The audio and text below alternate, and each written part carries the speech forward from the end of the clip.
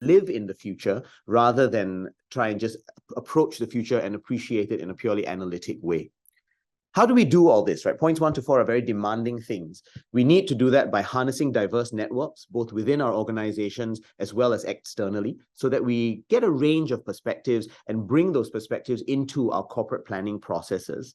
We need also not just good supply of foresight, which many of you might be interested in, but we also need good demand, right? We need good commissioners and consumers of foresight. And this means leaders who are literate and knowing what foresight can and cannot do. One important role for leaders, in point number 7 here, is that these leaders need to be stewards and sponsors, guiding the various foresight projects that are under their charge, but also shields, right? Protecting their teams sometimes from the inevitable friction and criticism that can come when good foresight is actually done. And most of all, good foresights are entrepreneurs, right? They harness current trends and use those to prove the relevance of the work that they're doing. Whether that was Brexit a few years ago, or the election of President Trump, whether it was COVID as a pandemic, or the current and ongoing poly and perma crisis that we're in, right? There are lots of names for this, but if we can harness the uncertainty of that to show the relevance of our work, then I think it becomes stronger. So that was the previous meeting. Now I wanted to dive a little bit further into saying, how do we do all these things, right? How do we make these 8 tips, if you like, these pro tips, actually relevant and operational in the setting of a large and complex organization? So I'm just going to move the slides along again. Great, yeah. And the thing I wanted to share here really is that to make points 1 to 8 happen, we have to remember that all good foresight is actually about managing polarities. And what do I mean by that? The best encapsulation of the idea of a polarity, I find, doesn't come from management literature, although that's where it's applied most, but it comes from the great novelist F. Scott Fitzgerald, who said that the test of a first-rate intelligence is the ability to hold 2 opposing ideas in mind at the same time and still retain the ability to function. That last bit is the key, right? It's not just holding the ideas, but it's retaining the ability to function. And I think this is intrinsic to good foresight. And what I'm going to do today is share with you 6 polarities, 6 tensions of 2 opposing ideas that need to be held in mind, and actually explore how those have been held in mind while people retain the ability to function in different settings. So in this first slide, the most important polarity is really that we have to balance today and the future. What you see on this slide is a series of organizations in Singapore that do foresight work. I was very privileged to set up the Center for Strategic Futures, which is right in the center there because it functions at the center of government. You can see in the letter S, by the way, that there's a black swan hidden in that logo. If anybody was ever wondering why the S has that little, tiny little triangle in it, that's a little disguised black swan. Why? Because sometimes we don't know what we don't know, and we have to figure out ways to manage it. And all of these other entities, right, are ministries or agencies in the Singapore government managing both today and its priorities and all of its challenges, as well as tomorrow, right? We have to make long-term plans for 5, 10, 15 years down the road, but also figure out what we can do in the present. And I think this is critical because it's easy for those of us who do foresight work to assume that everybody needs to be sympathetic to our work. And in an ideal world, that would be the case. But actually, a good foresight ecosystem has only about 15% of the people looking at the future all of the time. That's what that second point in the text says, right? Some people should work on the future all the time. Everyone else should work on the future only some of the time because they have today's priorities to also take care of, right? They have fires to fight, they have current priorities to deal with. And when we achieve this balance, I think then we end up with healthy organizations. So the next time you find yourself as a futurist getting frustrated with your colleagues and feeling that they are too present focused, that they're too fixated on the challenges of today, remember that that's their job. Somebody has to get the money for today. Someone has to make sure that the roads are running, that the buildings are safe, and that we all function in good environments. Your job is to make sure that when they have time, maybe once a month or every 2 months, that they have good conversations about the future using the products of foresight that you have prepared. And you are the ones, the 15% of a system, who should be working on the future all the time and ensuring that at the right times you draw your organization's attention to that. This is a polarity, right? You're doing today and the future at the same time rather than choosing one or the other, because a good and healthy organization will actually do both. right? So that's polarity number one. Let's move to polarity number two, right? Which is the kind of data that we use to balance today and tomorrow. Groups in the OECD are going to be very familiar with quantitative data, and that's hugely important, right? Numbers help us to understand the empirics of what's going on. They help us to concretize and quantify phenomena that are otherwise quite difficult to understand. But I also think it's important for good futures to bring in qualitative data, or even beyond that, ethnographic data. And that's why I put on this slide this picture of Clifford Geertz's great book, right? That core text of all anthropologists, The Interpretation of Cultures. Because good foresight has both quant and qual data at the same time. It's not about choosing one or the other. It's about having both. Because the qualitative data tells us stories and narratives that bring life and give animation to what quantitative data alone cannot do. And quantitative data allows us to set boundaries and parameters to the insights of qualitative data and help us to understand when that qualitative data might not be generalizable across many different situations. But just to remember, good data has to come from both places. Now, of course, your consumers may prefer quant or qual data, right? I've had many bosses who like quant data and sometimes have to be nudged a little bit to consume qual data, or vice versa. And a good futurist knows exactly where those preferences are and helps the organization to actually manage the need for both those types of data. And sometimes that will mean using storytelling to make sense of the numbers, and sometimes it's using numbers to give flesh and substantiation to what the stories of the qualitative data are actually saying. But we need both, right? And I think it's important to remember that. So that's point number two, polarity number two. Polarity number three is think about what's both said and unsaid in the projects that you do. And here I wanted to tell all of you a story. Some years ago, I was very privileged to work on a project in Singapore called Emerging Strategic Issues.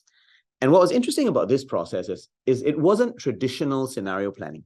It wasn't about looking at today and figuring out what the driving forces are and coming up with scenarios of the future. These emerging issues were things where we thought the data might not be well known today. The evidence might not be well established. But if these happen, they would have fundamental and far-reaching consequences for Singapore. So you see some examples here, right? What if marriage goes out of date?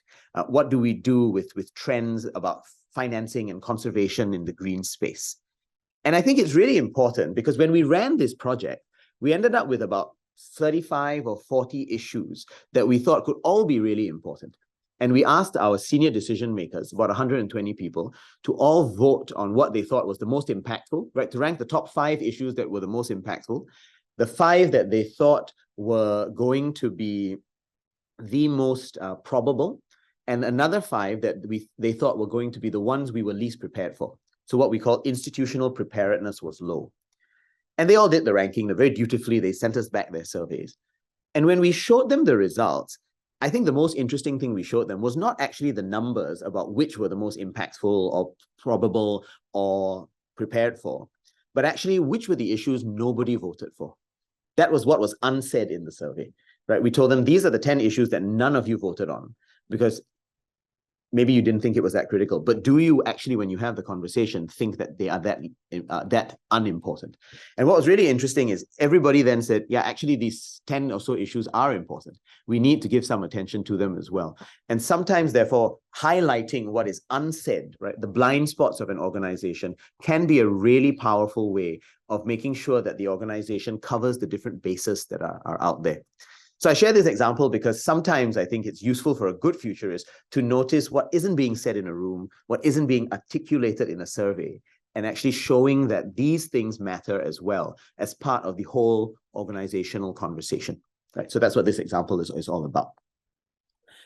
The next step is, how do we balance between small groups and the whole organization?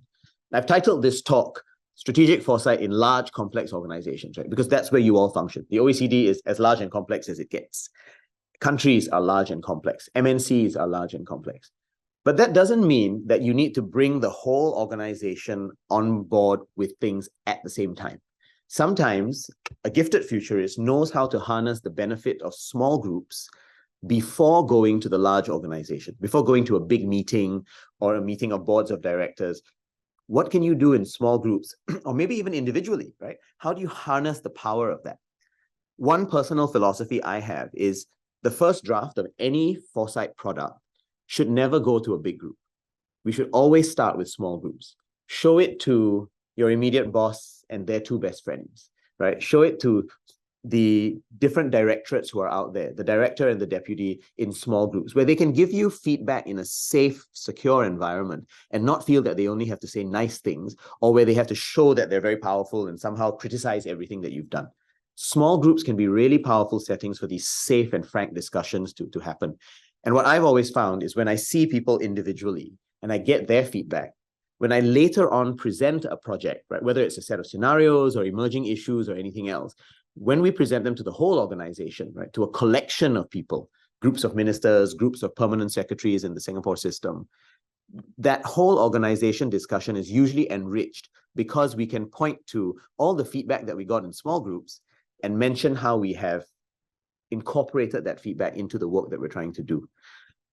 I think this is super critical. It may well be my own bias because I'm an introvert and I like small groups rather than large organizations. I'm happy to admit this, but I found it effective because the small groups allow for the safe discussions to happen. And later on in the big groups, we can then point out how everybody's feedback has been incorporated. And suddenly the discussion becomes a we discussion, right? It's everybody's feedback that is part of this product rather than one futurist or a small team of futurists somehow presenting to everybody else who is adversarial to that product. It makes it much more collaborative as a whole process. And I think it's worth thinking about, because if you're impatient and you want to go straight to the whole organization, you might end up taking one step forward, but 5 steps back. But if you take the time to acquire small groups buy-in, it might take you twice as long, but you go twice as far in the final reckoning. So think about how you manage the polarity between small groups and whole organizations, right? As kind of pro tip number 4 in this presentation. So then the question is, which small group do we start with, right? Where do we go? And here I wanted to share one of my favorite frameworks with you. It's called the Diffusion of Innovation Curve, developed by a sociologist called Everett Rogers back in the 1950s. So it's not that new, but sometimes, old wisdom is still very useful, right, for new work. And those of you who are familiar with it will know that basically what it says is, in a product cycle, right, 2.5% of us are the innovators. They come up with new things. The early adopters are the next 13.5%. In telephone terms, these are the people who need to have the new version of every smartphone, just on principle, because they will feel that they look behind if they don't have it. The early majority are the ones willing to wait a little while before they buy, the new iPhone or the new Google phone, new Android. The late majority comes next at 34%. And then you have the laggards, right? The ones who only change their phones when the spare parts for what they have are no longer available in commercial settings. But what's interesting is this applies not only in product settings, it also applies with things like Foresight. Groups like, the innovators and early adopters are often people like all of you, right? Foresight practitioners. Remember I said earlier, about 15% of the system needs to focus on the future all the time. Notice that the numbers here add up to about that, right? 2.5 to 13.5 is 16%. So it's about that percentage that needs to be doing this deeply innovative, forward-looking work that you're doing.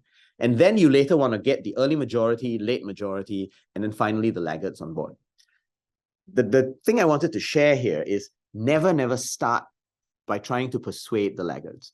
If you do that, you will never succeed, because it just isn't interesting to someone who is worried about today, right? Who's deeply conservative and has a risk-averse approach to the future. They're not going to be persuaded. But if everyone else in the system has already come on board, right? If you've gone through the rest of this diffusion of innovation curve, then often the laggards have no choice but to come on board. And part of the trick is to make sure that you manage the laggards, give them what they need, but don't feel that you have to somehow get them on board right from the very beginning. And again, there's a story I wanted to share with you here.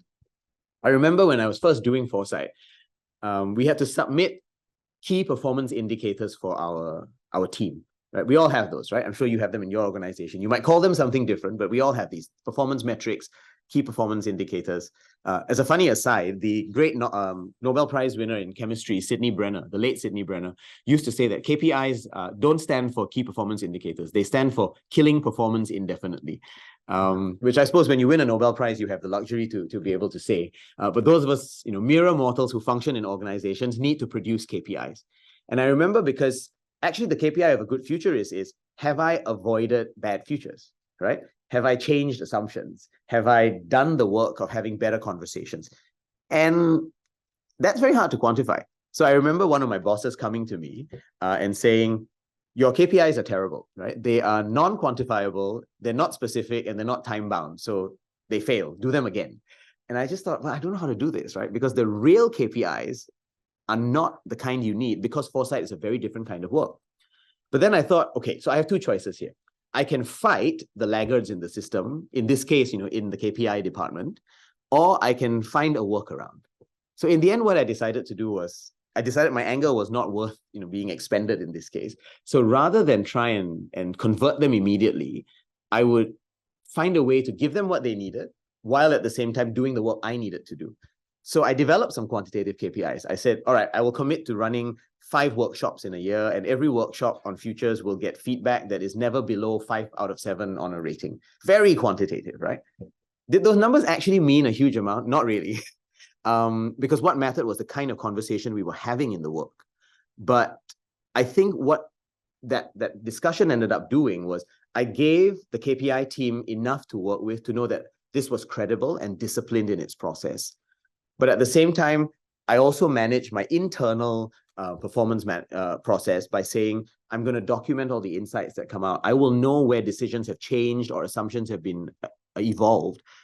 And that, for me, is the much more important performance indicator. But I didn't start by trying to bring the laggards on board and say, why don't you understand Foresight? What is wrong with you? You kind of give them what they need, help them get out of your way, and then you keep doing the work that you need to do.